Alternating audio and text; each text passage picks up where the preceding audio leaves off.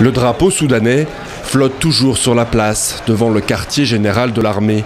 Les manifestants entament leur 17e jour de sit-in, avec toujours autant de détermination. Nous avons annoncé au Conseil militaire que nous restons et que nous résisterons. Nous sommes toujours ici et nous ne bougerons pas tant que toutes nos demandes ne seront pas satisfaites. De quoi agacer les nouveaux dirigeants qui exigent au contraire la fin de la mobilisation.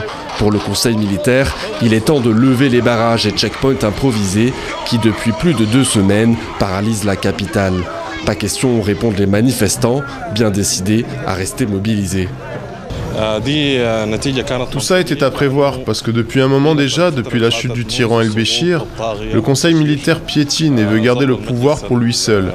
Il ne le mérite pas, ce pouvoir est supposé revenir aux révolutionnaires et au peuple. Après avoir rompu les négociations avec le Conseil militaire, les leaders de la contestation ont promis d'intensifier le mouvement. Ils demandent un transfert du pouvoir total vers les institutions civiles.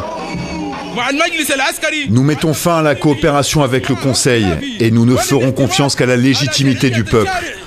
Nous annoncerons les noms de la nouvelle autorité de transition lors d'une conférence de presse qui se tiendra dans les prochains jours. La tension monte entre les deux camps.